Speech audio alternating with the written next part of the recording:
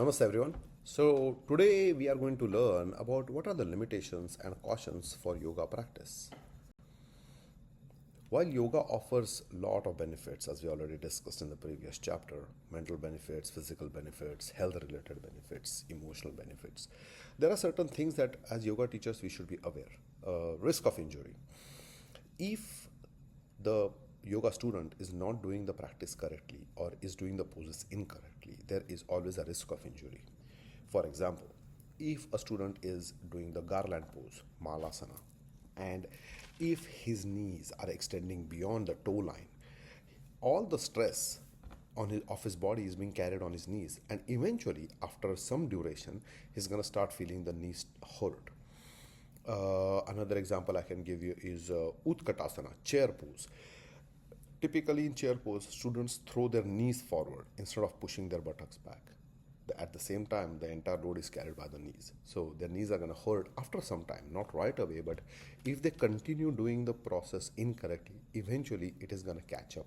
So, as yoga teachers, we should be aware and correct the alignment of the students whenever you find them to be incorrect. Overstretching. Pushing someone's body beyond the limits is going to definitely cause the overstretching and cause injuries for joint, for bones. Pre-existing conditions. If you know certain individuals have pre-existing conditions such as, let's say, high BP, request them to not lift their hands over their head. If someone has dizziness, there are certain poses in which you close your eyes. Ask them to not close their eyes because that might cause them to be dizzy.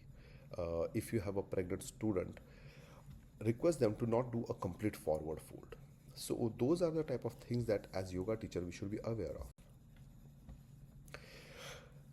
As yoga teachers, you often will be faced with a question from students when they will come to you and ask you that I have this situation, I have a medical situation, what should I do? Remember that yoga is not a substitute for medical treatment. Chronic and acute conditions, yoga can complement with the medical treatment, but it is not under any situation a substitute for professional medical care, especially serious medical health conditions. A lot of times students will let you know as a yoga teacher that they have a issue with their spine. Typically, whenever you have a student that has severe issues with the spine, like a bulging disc or L4, L3 is out, things like that, request them to go back to their doctor and make sure they get a clean bill of health to perform yoga. Mental health issues. Yoga can aid and help in managing stress and mild anxiety. However, it should not be used as a sole treatment for severe mental health conditions such as major depression, bipolar disorder, or schizophrenia. Physical limitations. Flexibility and strength requirements. Some yoga poses do require a lot of strength, lot of flexibility. Headstands require a lot of strong core. Arm balancing requires strong core. Chakrasana, wheel pose, requires extreme flexibility when you are doing back bends. Uttanasana, standing forward fold, requires extreme amount of flexibility in your spine and also flexibility in your hamstrings and calves to get into a proper pose. So remember that the not every student is going to be having all the flexibility to perform those poses correctly. It is not suitable for all the population. Certain populations such as pregnant women or some students with certain medical conditions who are recovering from surgery, hip surgery, knee surgery, they should avoid doing yoga until they get a clean bill of health from their medical doctor. Time and commitment. Consistency is required to experience the full benefits of yoga. Regular practice is essential. This requires significant time commitment, which can be challenging for a lot of individuals. Progress can be slow. Yoga is not a quick fix by any stretch of imagination. The physical and mental benefits often take time to manifest, and the practitioners need to be patient. Whenever your students ask, how long will it take for me to get into a pose properly? The answer I typically give is it depends upon your physical fitness and how flexible you are and how much you practice correctly. And that's the only thing we can tell as yoga teachers. Misconceptions and misuse. Misinterpretation of yoga's purpose. In lot of cases, yoga is treated by a lot of yoga teachers as just a physical practice. It has tremendous mental and spiritual aspects as well. So as yoga teachers, especially here at S4 Yoga, we should be aware and cognizant of that. Commercialization of yoga in some parts of the world has led to the focus on physical appearance and achieving the advanced poses. However, that undermines the original purpose of yoga as a path to self-awareness and inner peace. Inappropriate settings.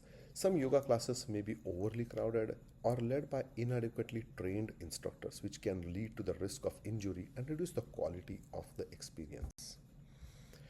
Cultural appropriation and misrepresentation. Cultural sensitivity. Yoga has deep roots in the Indian philosophy and spirituality. Its practice outside the culture context can sometimes lead to misinterpretation or appropriation of its traditions. Lack of authenticity. In some cases, yoga practices are stripped of their cultural and spiritual significance, being presented merely as a fitness trend, which can result in a loss of practice's deeper meaning, especially mindfulness, breathing, meditation. Not a universal solution.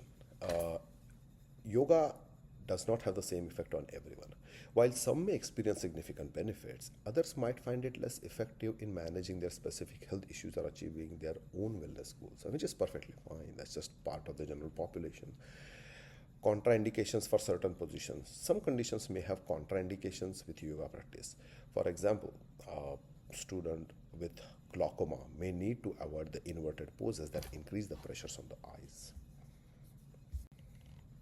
Mental and emotional triggers. Especially this is especially true for yoga teachers who teach mindfulness meditation, or pranayama, but especially the mindfulness meditation.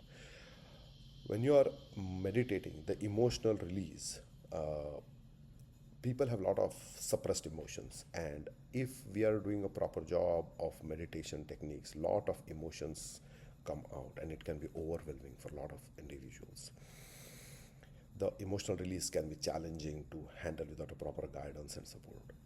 Expectations and comparisons. In a group class, students always feel that I should be able to do the pose like the person next to me is doing. But the person next to this student is way more flexible. Now, how do you deal with that? So, at the beginning of every class, just gently remind the students that we are challenging ourselves and our only competition is ourselves. We want to be more flexible today than we were yesterday. And every person has different health background, fitness level background, physical limitations. So we are not going to compare our flexibility or our strength with any other student but ourselves. Accessibility. The cost and availability. High quality yoga classes, especially those with experienced instructors, can be really costly and it may not be accessible to everyone. Also, there are a lot of students who live in remote areas and they might have limited access to in-person classes. Physical accessibility. So some students, those with severe mobility issues or disabilities, may find traditional yoga practices challenging to access. So there's a chair yoga sequence that we have included as a part of this program, especially for senior citizens or people who cannot do poses standing up. Chair yoga is a wonderful practice which helps people with limited mobility still do the pose and get the benefit of the pose. So in conclusion, yoga does offer a broad spectrum of benefits. It's important to approach the practice with the awareness of its limitations. Always remember, properly guide the students, make them aware of their own limitations.